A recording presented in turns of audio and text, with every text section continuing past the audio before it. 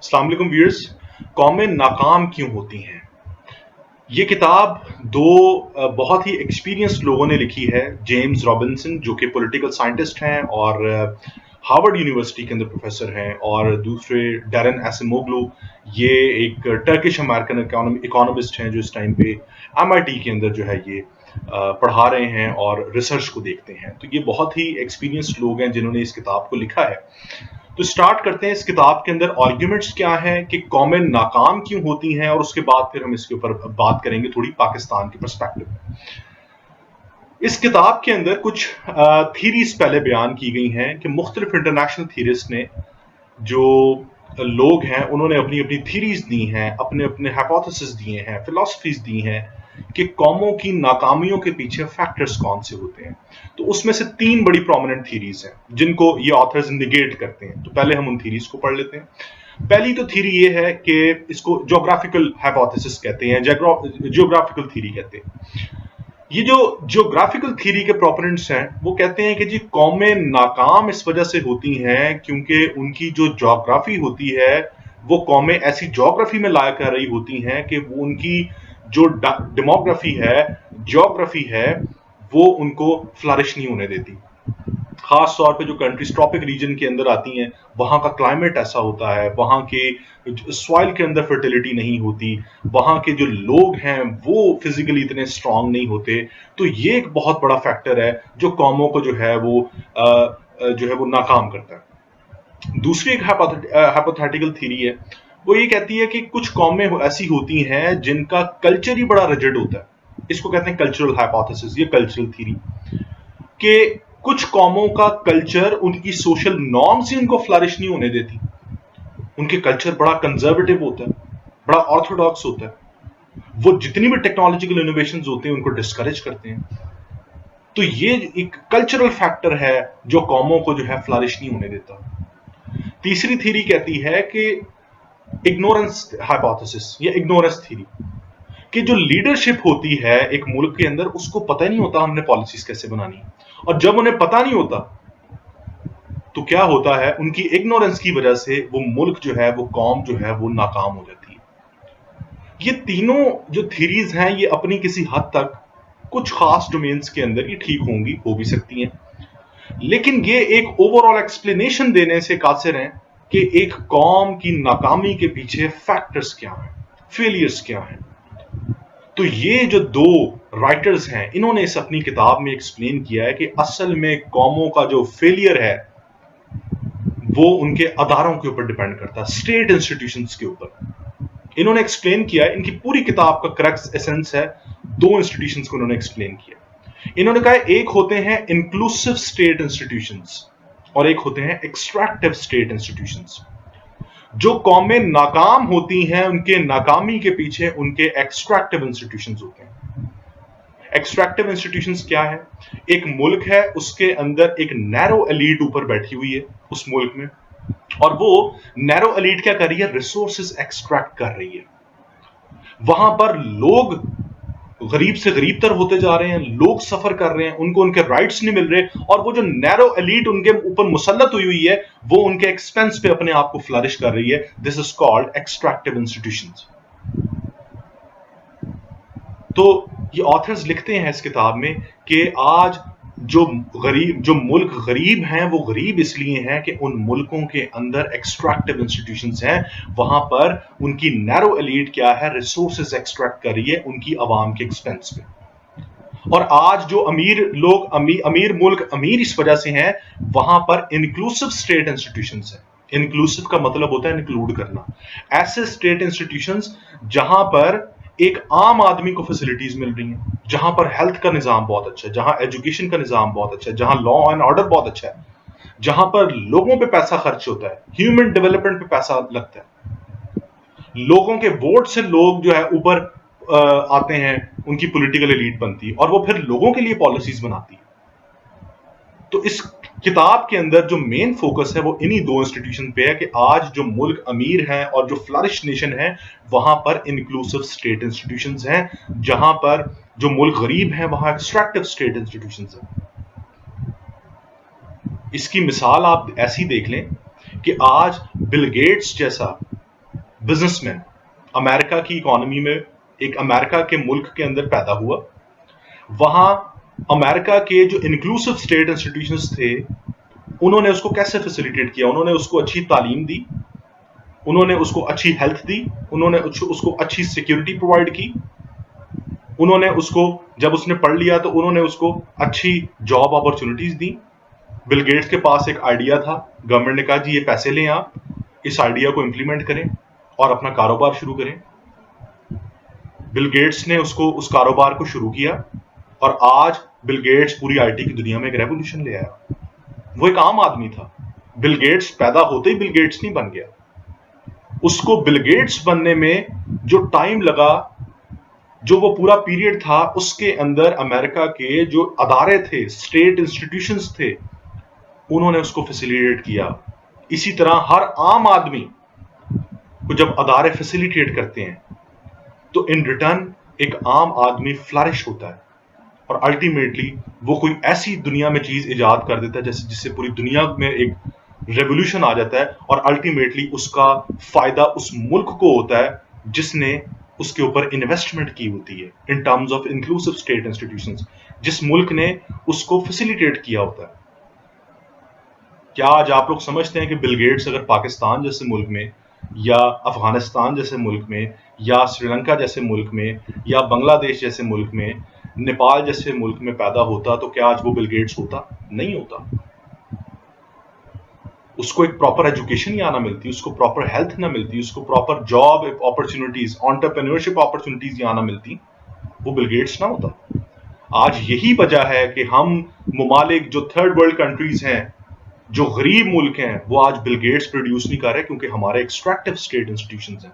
हमारे मुल्कों में नैरो एलीट्स बैठी हुई हैं जो अवाम के एक्सपेंस के ऊपर रिसोर्सेज एक्सट्रैक्ट कर रही हैं और वो खुद फ्लरिश हो रहे हैं, अवाम गरीब हो रही है। तो ये इस पूरी किताब का क्रक्स है। इसके अंदर मुख्तलिफ उन्होंने केस स्टडीज दी हैं। एक केस स्टडी बड़ी इंपॉर्टेंट है नॉर्थ कोरिया और साउथ कोरिया की। 1950s के अंदर कोरियन वॉर हुई और ये कोरियन, एक पूरा कोरिया रीजन था, इसके दो हिस्से हो गए, north Korea, south Korea. North Korea Russia के हिस्से में चला गया, रशिया का हिस्से से मुराद रशिया की उसके ऊपर डोमिनेंस होना शुरू हो गई और साउथ कोरिया के ऊपर अमेरिकन डोमिनेंस थी। अमेरिका ने साउथ कोरिया में अपने जैसे इंक्लूसिव स्टेट इंस्टीट्यूशंस वहां पर बनाए, डेवलप किए, जहां डेमोक्रेसी थी, जहां पर मार्केट इकोनॉमी थी, जहां पर हर इंसान को इक्वल फैसिलिटीज थी। आज आप देखें साउथ कोरिया दुनिया के अमीर ममालिक में शुमार होता है उसका, वहां पर हर आदमी फैसिलिटेट हो रहा है। टेक्नोलॉजिकली साउथ कोरिया दुनिया के टॉप 5-10 मुल्कों में आता है। दूसरी तरफ नॉर्थ कोरिया थी जहां पर एक नैरो एलीट ऊपर आके बैठ गई। उस नैरो एलीट ने क्या किया, वहां से रिसोर्सेज एक्सट्रैक्ट करना शुरू कर दिए। आज आप नॉर्थ कोरिया और साउथ कोरिया के दरमियान गैप देखें, उनकी इकोनॉमीज को देख लें, उनके पॉलिटिकल सिस्टम को देख लें, उनके सोशल सिस्टम को देख लें, तमाम इंडिकेटर्स को देखेंगे तो जमीन आसमान का फर्क नजर आएगा। नॉर्थ कोरिया एक गरीब मुल्क है, साउथ कोरिया एक अमीर मुल्क है। साउथ कोरिया में इंक्लूसिव स्टेट इंस्टीट्यूशंस है, नॉर्थ कोरिया में एक्सट्रैक्टिव स्टेट इंस्टीट्यूशंस है। इसी तरह से बात करते हैं अमेरिका और मैक्सिको की। अमेरिका और मैक्सिको दो मुख्तलिफ मुल्क हैं, बिल्कुल नेबर कंट्रीज हैं, एक ही ज्योग्राफी में लाया करते हैं। मैक्सिको और जो साउदर्न अमेरिका, अमेरिका की जो साउदर्न साइड है, उसका कल्चर भी मिलता है, लैंग्वेज भी मिलती है, ज्योग्राफी भी सेम है, क्लाइमेट भी सेम है। फर्क कहां पे है? फर्क ये है कि मैक्सिको के अंदर एक्सट्रैक्टिव स्टेट इंस्टीट्यूशंस हैं, वहां नैरो एलीट बैठी हुई है जो रिसोर्सेज एक्सट्रैक्ट कर रही है, जबकि अमेरिका के अंदर इंक्लूसिव स्टेट इंस्टीट्यूशंस है। अब सवाल ये पैदा होता है कि ये जो अमेरिका है, ब्रिटेन है, फ्रांस है, इन मुल्कों में ये जो इंक्लूसिव स्टेट इंस्टीट्यूशंस बने हैं, क्या ये एक दिन में बन गए? क्या ये 2 दिन में बन गए? क्या ये 3 दिन में बन गए? क्या इसको चंद साल लगे या कि कोई कोइंसिडेंट हुआ? नहीं। इंक्लूसिव स्टेट इंस्टीट्यूशंस को डेवलप करने में सदियां गुजर जाती हैं। आज अगर हम अमेरिका और मैक्सिको का कंपैरिजन कर रहे हैं तो हमें आज से 400-500 साल हिस्ट्री में पीछे जाना पड़ेगा और वहां से देखना पड़ेगा कि मैक्सिको के अंदर एक्सट्रैक्टिव स्टेट इंस्टीट्यूशंस की इमर्जेंस कैसे नजर आई हमें, और अमेरिका के अंदर इंक्लूसिव स्टेट इंस्टीट्यूशंस तब इमर्ज होना शुरू हो गए थे। थोड़ा सा हिस्ट्री पढ़ते हैं, मैं आपको अमेरिका की हिस्ट्री थोड़ी बताता हूं, जिससे मैं आपको बताऊंगा कि आज से 500 साल पहले अमेरिका, नॉर्थर्न अमेरिका जो आज करंट अमेरिका है, जो सुपर पावर है, वहां पर इंक्लूसिव स्टेट इंस्टीट्यूशंस की बुनियाद रख दी गई थी 1610 में। जबकि जो साउदर्न अमेरिका था, जहां पर ब्राजील है, कोलंबिया है, वेनेजुएला है, ये जो मुल्क थे, ये आज भी गरीब हैं, ये तब भी गरीब थे। क्यों? तब यहां पर एक्सट्रैक्टिव स्टेट इंस्टीट्यूशंस की बुनियाद रख दी गई थी, जो आज तक एग्जिस्ट करते हैं। अमेरिका 1492 के अंदर 1492 में क्या हुआ, कुछ यूरोपियन पावर्स ने एक नया कॉन्टिनेंट दरियाफ्त किया अमेरिका, और सबसे पहले जो स्पेनिश थे उन्होंने दरियाफ्त किया 1492 में, जो निचला पार्ट है अमेरिका का, जो सदर्न पार्ट है, जहां ब्राजील है और जो ममालिक है जिनका मैंने नाम लिया वो है। तो स्पेन ने अपने लोगों को वहां भेजना शुरू कर दिया, सेटलमेंट शुरू कर दी। स्पेन के जो लोग उधर गए, उन्होंने क्या किया, वहां के लोकल लोगों को मारना शुरू कर दिया। वहां के जो लोकल सरदार थे उनको मारकर वहां से गोल्ड एक्सट्रैक्ट किया, सिल्वर एक्सट्रैक्ट किया, वहां के नेचुरल रिसोर्सेज एक्सट्रैक्ट किए, और वो अपनी मदर कंट्री में वापस लेके जाना शुरू हो गए। तो स्पेन ने क्या किया, वहां पर जो लोकल सरदारों को मारकर उन्होंने वहां पर अपने छोटे छोटे जो है वो ट्राइबल लीडर्स बिठा दिए, और उनको कहा कि आप यहां से लोगों से काम लें, यहां से रिसोर्सेज एक्सट्रैक्ट करें और हमें भेजें। ब्रिटेन ने स्पेन को देखा कि ये तो दिनों में ही अमीर होना शुरू हो गए। ब्रिटेन ने भी यही किया। ब्रिटेन नॉर्दर्न अमेरिका वाली साइड पे गए, उन्होंने वहां सेटलमेंट शुरू की, और सबसे पहले 1609 के अंदर उन्होंने एक वहां पर अपनी कॉलोनी जो है उधर सेटल की, जिसको कहा जाता है जेम्स टाउन, आज जहां वर्जीनिया है। तो जो ब्रिटिश थे उन्होंने भी कोशिश यही की कि यहाँ के लोकल लोगों को मारें और इनके रिसोर्सेज एक्सट्रैक्ट करें, लेकिन वहां की क्लाइमेट कंडीशंस इतनी हार्श थी और वहां के लोगों की तरफ से रेजिस्टेंस थी, जिसकी वजह से ब्रिटेन ने देखा कि हम यहाँ इनको मारकर यहाँ सर्वाइव नहीं कर सकते। तो उन्होंने सोचा कि ऐसा करते हैं, हम इनके साथ पावर शेयरिंग कर लेते हैं, हम यहाँ पर छोटा सा पॉलिटिकल सिस्टम डेवलप करते हैं, छोटी सी एक पार्लियामेंट बना लेते हैं, छोटा सा गवर्नेंस सिस्टम बना लेते हैं, जहां इनको भी पावर्स देते हैं, खुद भी पावर्स रखते हैं। वहां से बुनियाद पड़ी अमेरिका के अंदर, नॉर्दर्न अमेरिका के अंदर इंक्लूसिव स्टेट इंस्टीट्यूशंस की, जहां पर आपने वहां के लोकल लोगों को भी जाकर राइट्स दिए और खुद भी राइट्स रखे, और म्यूचुअल अंडरस्टैंडिंग के साथ अपने मामला चलाना शुरू कर दिए। एक तरफ नॉर्दर्न अमेरिका में ब्रिटिश की गवर्नमेंट थी जो इंक्लूसिव स्टेट इंस्टीट्यूशंस की बुनियाद रख रही थी, और एक तरफ जो सदर्न अमेरिका है उसके अंदर स्पेनिश थे जो आकर रिसोर्सेज एक्सट्रैक्ट कर रहे थे अपने ट्राइबल जो लीडर्स हैं उनके थ्रू। वो दिन है और आज का दिन है। आज भी आप देखेंगे जो जहां पर स्पेनिश आए थे, ये कोलंबिया और सदर्न अमेरिका के अंदर, आज भी वो सारे मुल्क गरीब हैं, आज भी वहां डेमोक्रेसी नहीं है, आज भी वहां लोगों के राइट्स उनको नहीं मिलते। वेनेजुएला की स्टेम कंडीशंस देखें कितनी खराब हैं, वहां पे आज भी डिक्टेटरशिप है, वहां पर इंक्लूसिव स्टेट इंस्टीट्यूशंस आज तक नहीं बने, इसीलिए आज तक वो मुल्क गरीब है। उसके बरक्स अमेरिका में, जो नॉर्थ अमेरिका, जब 1610 के अंदर वहां पर इंक्लूसिव स्टेट इंस्टीट्यूशंस रख दिए गए थे, आहिस्ता आहिस्ता आहिस्ता आहिस्ता आहिस्ता आहिस्ता 400 साल अमेरिका को लगे आज इंक्लूसिव स्टेट इंस्टीट्यूशंस को फ्लरिश करने में।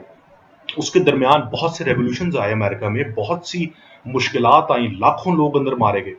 अमेरिका जब बना तो अमेरिका ने जंग लड़ी अपनी मदर कंट्री के खिलाफ, इंग्लैंड के खिलाफ। क्यों? क्योंकि वो उनके ऊपर टैक्सेस लगा रही थी।